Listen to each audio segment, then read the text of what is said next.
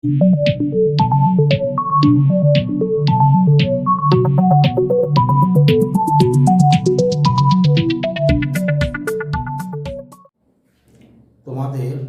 আগের ভিডিওয়ে আমি তোমাদেরকে সেন্টেন্স শিখেছিলাম। সেন্টেন্স কাকে বলে, একটা সেন্টেন্সের বৈশিষ্ট্যগুলো কি, বা আমরা সেন্টেন্স এই চ্যাপ্টারটাকে কিভাবে প্র্যাকটিস করব। আমার এই এডুকেশনাল ভিডিওগুলো যারা বিভিন্ন মিশনারি স্কুলে অ্যাডমিশনের জন্য প্রস্তুতি নেয় তারা ফলো করে, যে কারণে প্র্যাকটিসটা কিভাবে গার্জেনরা তাদের সন্তানদের শেখাবে সেই সম্বন্ধে ডিটেলস দেওয়া থাকে। তো আজকের video division of a sentence, অর্থাৎ একটা সেন্টেন্সের কয়টা ভাগ। আমি আগের ভিডিওতেই বলেছিলাম সেন্টেন্স যখন শেখাই যে পরপর সেন্টেন্স নিয়ে আমি কতগুলো ভিডিও আপলোড করব। তো দেখো, একটা সেন্টেন্সের দুটো ভাগ, সাবজেক্ট, প্রেডিকেট। আমরা বাংলায় বললে সাবজেক্টকে বলা হয় কর্তা,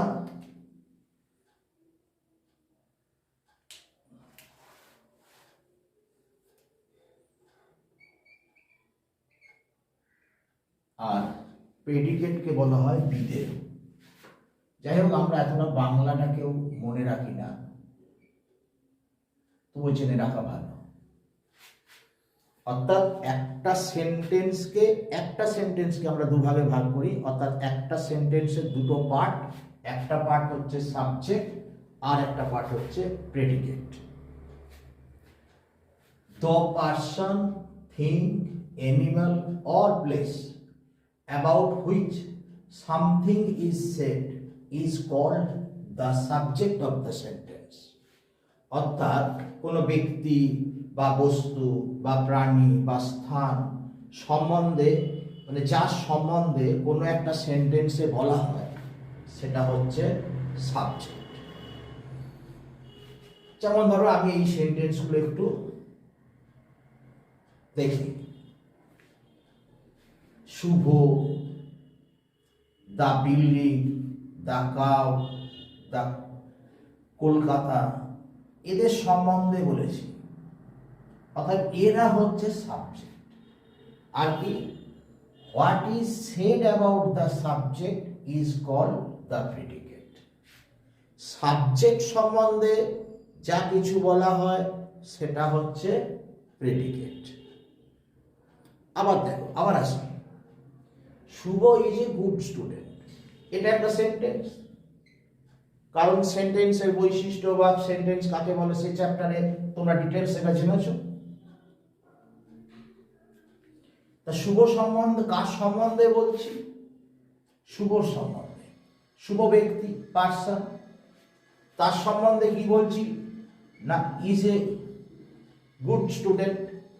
অর্থাৎ শুভটা হয়ে গেল সাবজেক্ট, অর্থাৎ আমি রেড ইঙ্কে যেটা লিখেছি এটা হচ্ছে সাবজেক্ট, আর ব্ল্যাক ইঙ্কে যেটা লিখেছি এটা হচ্ছে প্রেডিকেট। শুভ সম্বন্ধে কি বলেছি? যে ইজ আ গুড স্টুডেন্ট, একটা ভালো ছেলে। দ্য বিল্ডিং, এটা হচ্ছে তোমার একটা থিংস। এই বিল্ডিং সম্বন্ধে আমি কি বলেছি? Is very tall. তাহলে ইজ ভেরি টলটা হয়ে যাচ্ছে প্রেডিকেট, দ্য বিল্ডিংটা হচ্ছে সাবজেক্ট। তারপর দেখো animal, the cow gives us milk.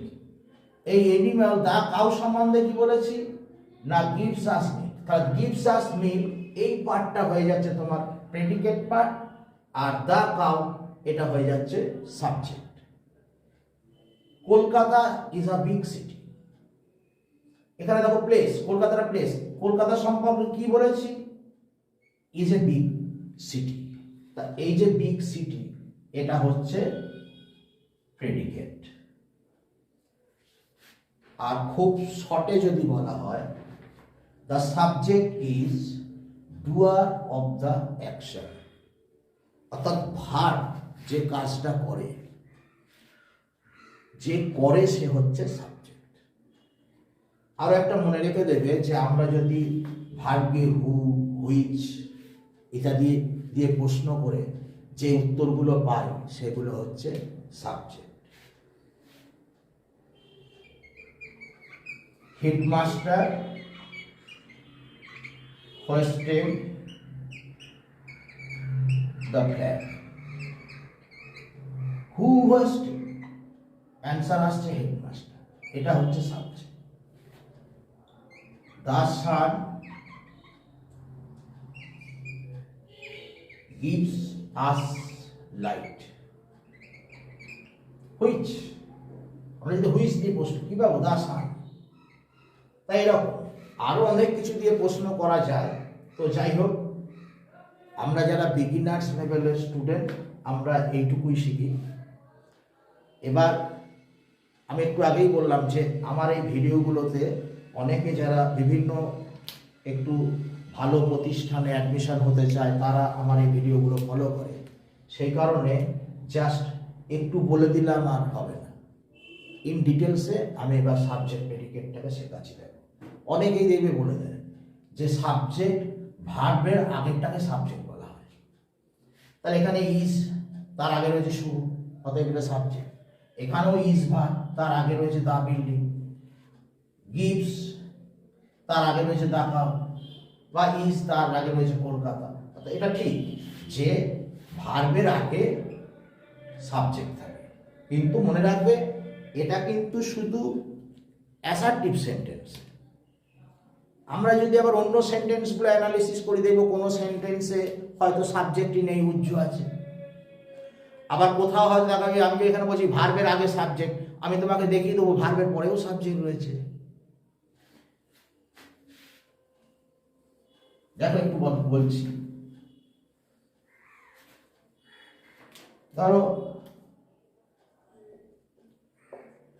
Are you sick, তাহলে এখন ভার্বের পরে কে রয়েছে, এটা ভার্ব, তারপরে তো সাবজেক্ট রয়েছে, আগে তো নেই। এখানে তো আবার সাবজেক্টের আগে ভার্ব রয়েছে। অতএব ওই শিক্ষাটা সবসময় লাগবে না কাছে। ওই জন্য আমাদেরকে প্রত্যেকটা সেন্টেন্স ডিটেলস স্টাডি করে তা দেখবো কোথায় সাবজেক্ট এবং কোথায় প্রেডিকেট রয়েছে। আর যেহেতু আমি বললাম অ্যাডমিশন টেস্টের স্টুডেন্টরা ফলো করে, অতএব অ্যাডমিশন টেস্টে একটু বড় বড় স্কুলের অ্যাডমিশন টেস্টগুলোতে তারা একটু চালাকি প্রশ্ন দেয়, সেক্ষেত্রে একটু ভুল হওয়ার চান্সও থাকে। তো আমি ইন ডিটেলস কিভাবে তোমরা আইডেন্টিফাই করবে সেন্টেন্সের কোন অংশটা সাবজেক্ট, কোন অংশটা প্রেডিকেট, বা তোমরা কিভাবে সেটা লিখবে, সব কিছু আমি এই ভিডিওয়ে দেখাচ্ছি। তোমরা একটু ধৈর্য ধরে ভিডিওটা দেখতে থাকো, আর তোমরা কিন্তু ভিডিওটাকে পুরোপুরি দেখবে। আর অবশ্যই প্রতিদিনের মতো আজও বলছি, যাতে আমি এই ডিজিটাল প্ল্যাটফর্মে একটু সাকসেস হতে পারি, তোমরা অবশ্যই ভিডিওটাকে সাবস্ক্রাইব করবে এবং তোমাদের যারা বাড়িতে বা আদার্স রিলেটিভ বা তোমাদের ফ্রেন্ডস বা ক্লোজ কারোর বাড়িতে যাদের একটা প্রাইমারি লেভেলের স্টুডেন্ট রয়েছে বা সেকেন্ডারি লেভেলের নিচু ক্লাসের 5, 6, 7 এই ক্লাসের স্টুডেন্ট রয়েছে, অবশ্যই ভিডিওটাকে একটু শেয়ার করবে, যাতে আমার অন্ততপক্ষে এই পরিশ্রমটা সার্থক হয়। যাই হোক, দেখো এবার ইন ডিটেলসে আসছি। হ্যাঁ, অ্যাসার্টিভ সেন্টেন্সের ভার্বের আগে সাবজেক্ট থাকে। একটা অ্যাসার্টিভ সেন্টেন্স লিখি, I go to school everyday.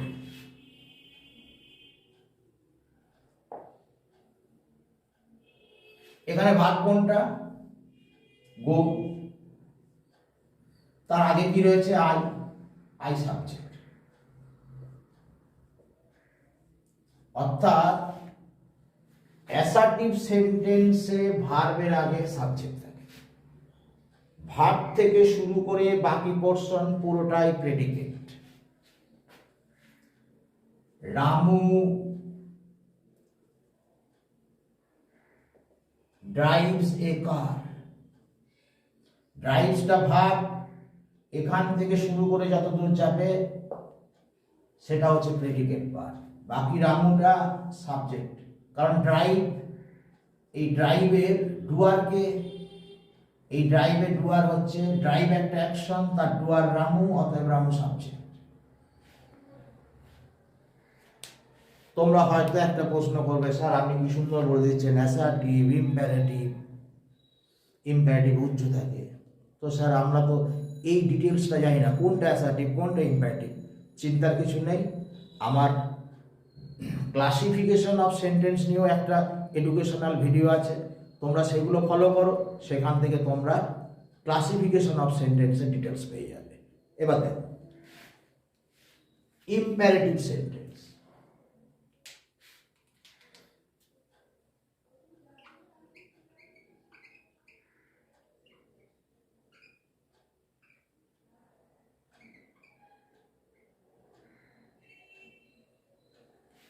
Imperative সেন্টেন্সে সাবজেক্ট ইউ উজ্জ থাকে। ইম্পারেটিভ সেন্টেন্সে সাবজেক্ট ইউ উজ্জ থাকে। যেমন বলছি দেখো, শাট দ্য ডোর।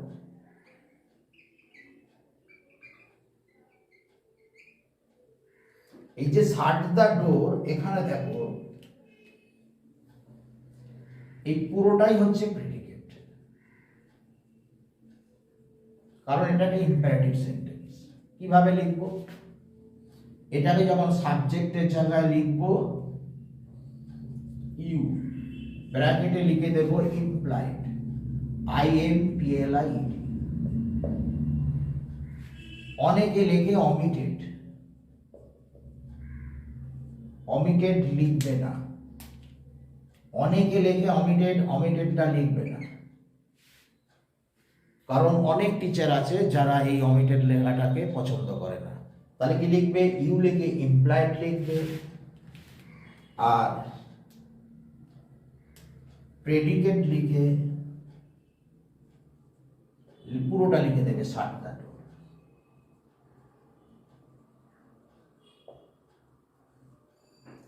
পরে আমরা দেখি interrogative sentence.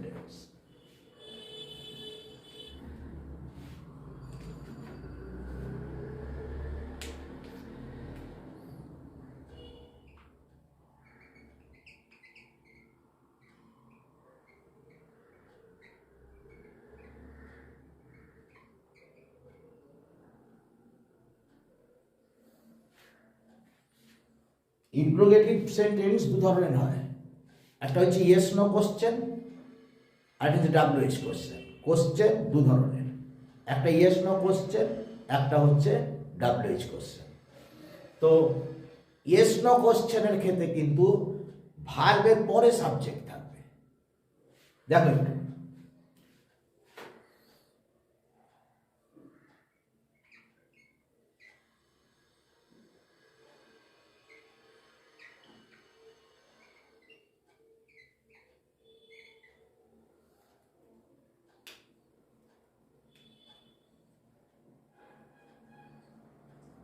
Do you know me?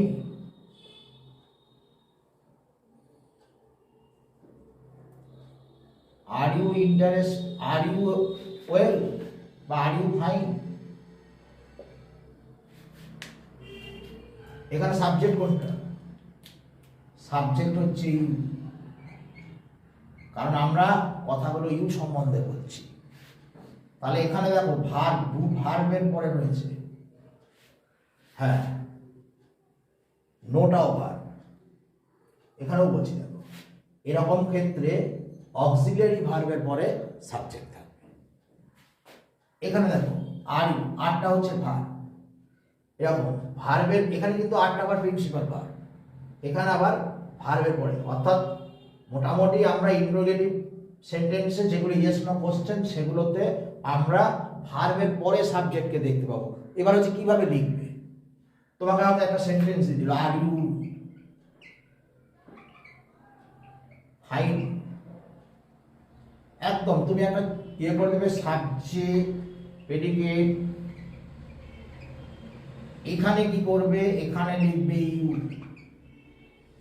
R predicate পার্টে করবে কি আর, দিয়ে সাবজেক্টের জায়গাটা এরকম ডট ডট ডট ডট দিয়ে দেবে, দিয়ে লিখবে ফাইন, একদম এইভাবে লিখবে। সাবজেক্টের জায়গায় ইউ লিখলে এখানে লিখলে, আর সাবজেক্টের জায়গাটা ডট ডট দিয়ে এখানে লিখবে ফাইন। এইভাবে তোমরা ক্লাসিফাই করবে। আবার দেখো, যেটা বলছিলাম WH question, where do you leave,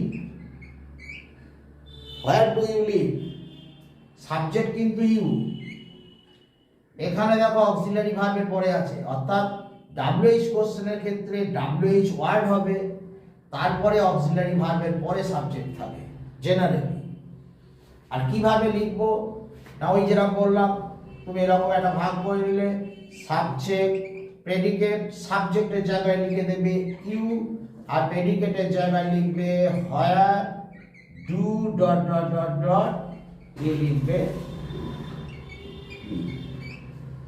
এইভাবে আমরা ইন্ট্রোগেটিভ সেন্টেন্সের সাবজেক্ট প্রেডিকেট লিখব।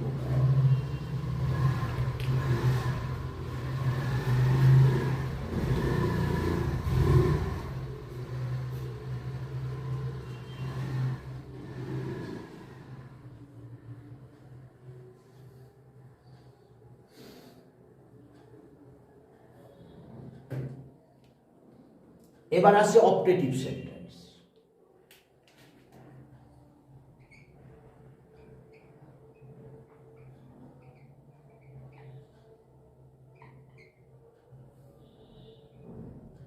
একটু ভিডিওটা বড় হচ্ছে কারণ ইন ডিটেলসে শেখাতে হচ্ছে, তো তাই যারা খুব বিশদে সাবজেক্ট প্রেডিকেটটা জানতে চাও তারা কিন্তু একটু সুইপ না করে গিয়ে একটু ভিডিওটা দেখতে পারবে।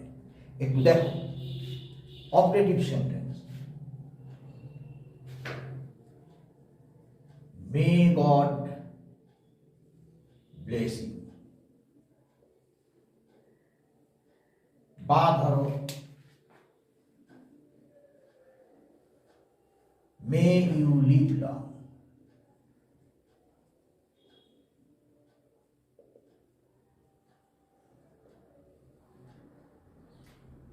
মে পরে সাবজেক্ট থাকবে, মেয়ের পরে অপারেটিভ সেন্টেন্সে সাবজেক্ট থাকবে। কিভাবে লিখবে? প্রথমে সাবজেক্ট প্রেডিকেট যেরকম বলেছিলাম, এখানে লিখে দিলে ইউ, এখানে may dot dot dot dot live long,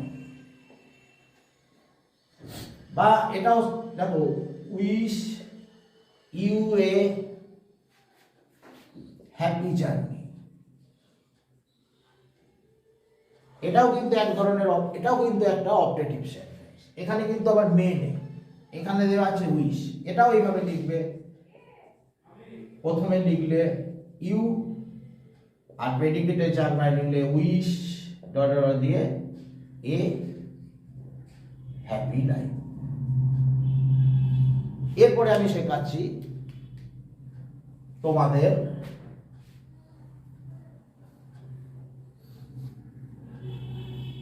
exclamatory sentence।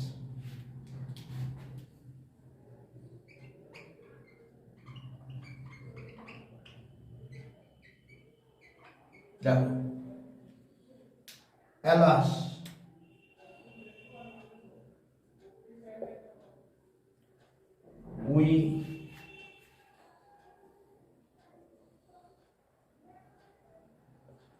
we have been defeated।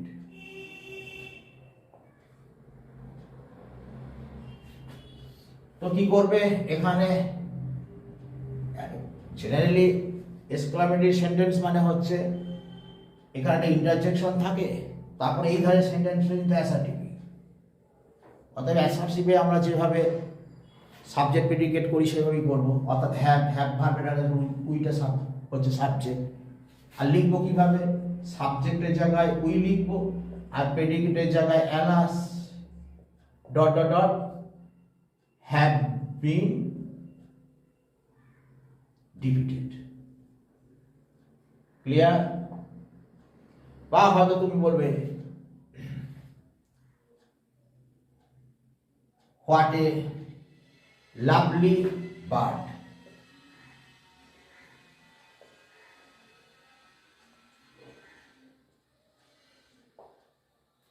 তোমার দেখো কার সম্বন্ধে কথাগুলো বলছি, এ লাভলি বার্ড, এটা হয়ে গেল সাবজেক্ট, হোয়াটটা চলে গেল প্রেডিকেটে। কিভাবে লিখবে? সাবজেক্টের জায়গায় লিখবে এ লাভলি বার্ড, আর প্রেডিকেটের জায়গায় লিখবে হোয়াট দিয়ে ডট ডট ডট। ব্যাস, এইভাবে আমরা প্রত্যেকটা সেন্টেন্সে করলাম। তারপরে কিছু এবার আমরা আরো মানে এক্সেপশন কিছু শিখব। দেখো, ইন্ট্রোডাক্টরি দেয়ার, অর্থাৎ যে সেন্টেন্সগুলো দেয়ার দিয়ে শুরু হয়। আমি আগে দুটো ইন্ট্রোডাক্টরি সেন্টেন্স লিখছি। দেখো, there is a book on the table, R there are two books on the table। ঠিক আছে, আমি পড়াতে গিয়ে লক্ষ্য করেছি সবাই দেয়ারটাকে সাবজেক্ট লিখে দাও। ইন্ট্রোডাক্টরি দেয়ারের ক্ষেত্রে কিন্তু দেয়ারটা সাবজেক্ট নয়। আর যারা বলছি যারা একটু স্ট্যান্ডার্ড স্কুলে অ্যাডমিশন টেস্টের জন্য প্রস্তুতি নিচ্ছ, ঠিক এই ধরনের জিনিসগুলো দেয় যেখানে ছাত্ররা ভুল করতে পারে। দেখো, এখানে যদি দেয়ারটা সাবজেক্ট হতো, মনে করো তোমরা যেটা বলছো যে দেয়ারটা সাবজেক্ট, আমি ধরে নিলাম দেয়ারটা সাবজেক্ট, ধরে নিচ্ছি কিন্তু আমি লিখব এটা দেয়ারটা সাবজেক্ট, তাহলে কি একবার দেয়ারের পরে ইজ আর একবার দেয়ারের পরে আর হবে কেন? আমরা কি জানি ভার্বটা চেঞ্জ হয় তো সাবজেক্ট অনুযায়ী। আই থাকলে হয় গো, আর হি থাকলে হয় গোস। তা এই যে ভার্বটা চেঞ্জ হবে, এখানে দুটোতেই দেয়ার আছে, তাহলে আমার সাবজেক্টটা চেঞ্জ হবে কেন? এখানে এবার দেখো সাবজেক্টটা চেঞ্জ হচ্ছে কিন্তু এ বুক আর টু বুকস এর উপর। এই যে সাবজেক্ট ইজ আর আর, এটা চেঞ্জ হচ্ছে কিন্তু এ বুক আর টু বুকস এর জন্য। তাহলে কোনোদিনই তোমরা দেয়ারটাকে সাবজেক্ট লিখবে না। দেয়ার দিয়ে যে সেন্টেন্স সেইগুলোই হচ্ছে এই যে অক্সিলারি ভার্ব বা এই যে মেন ভার্ব, এই যে ভার্ব এই যে ভার্ব, এই ভার্বের পরে যে সাবজেক্টটার অবস্থান বা লোকেশন থাকে, যার জন্য আমার এই ভার্বটা চেঞ্জ হচ্ছে। কারণ সাবজেক্ট অনুযায়ী ভার্ব এগ্রিমেন্ট করে, যেটা আমরা সিনট্যাক্সে শিখি। তাহলে দেয়ার দিয়ে যখন তোমরা করবে তখন তোমরা ভার্বের পর এই যে এ বুক না ডুবে এইখানের উপর যার উপর ইজার বা যার উপর সাবজেক্ট ভার্বটা চেঞ্জ হচ্ছে সেইটাকে তোমরা সাবজেক্ট করবে। তাহলে কিভাবে লিখবো? সাবজেক্টের জায়গায় এখানে লিখবে এ বুক, আর প্রেডিকেটের জায়গায় লিখবে দেয়ার ইজ, ওই যেমন বললাম ডট ডট দিয়ে দেবে, দিয়ে লিখবে অন দ্য টেবিল। আবার এখানেও লিখবে টু বুকস, আর প্রেডিকেটের জায়গায় লিখবে দেয়ার আর অন দ্য টেবিল। তাহলে ইন্ট্রোডাক্টরি দেয়ারের ব্যাপারটা কমপ্লিট। আরো আসবে, আর যেটা ইন্ট্রোডাক্টরি বা প্রিপারেটরি ইট বলা হয়, সেখানে কিন্তু মনে রেখে দেবে ইটটা হচ্ছে সাবজেক্ট। যেখানে ইন্ট্রোডাক্টরি ইট, কোনো সেন্টেন্স ইট দিয়ে শুরু হচ্ছে, সেখানে কিন্তু ইট ইজ উইন্টার নাও, এখানে কিন্তু ইটটা হচ্ছে সাবজেক্ট। কারণ ইটের পর সবসময় ইজ হয়, মানে সবসময় সিঙ্গুলার ভার্ব বসে, অতএব ইটটা হচ্ছে সাবজেক্ট। তোমরা যখন ভাগ করবে সাবজেক্টের জায়গায় ইট লিখবে, আর প্রেডিকেটের জায়গায় ইজ উইন্টার নাও।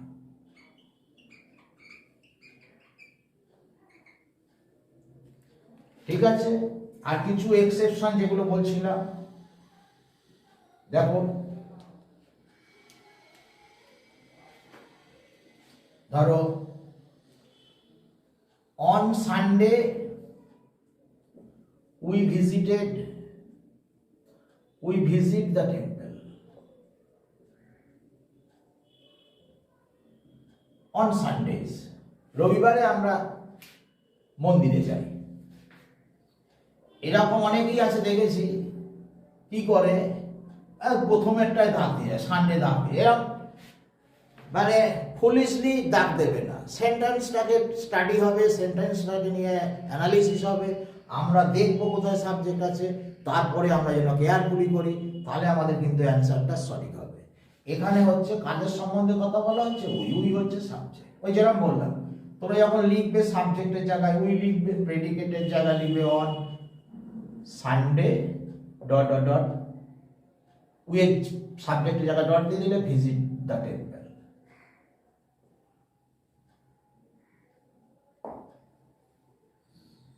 আবার দেখো একটা বলছি, অনেক সময় কি করা হয়, অনেক মানে স্টুডেন্টদেরকে একটু বোকা সাজানোর জন্যে এমন একটা সেন্টেন্স চয়েস করা হয় যেখানে হয়তো তুমি সাবজেক্ট কোনটা প্রেডিকেট কোনটা ঠিক করতে পারছো না। Thank you.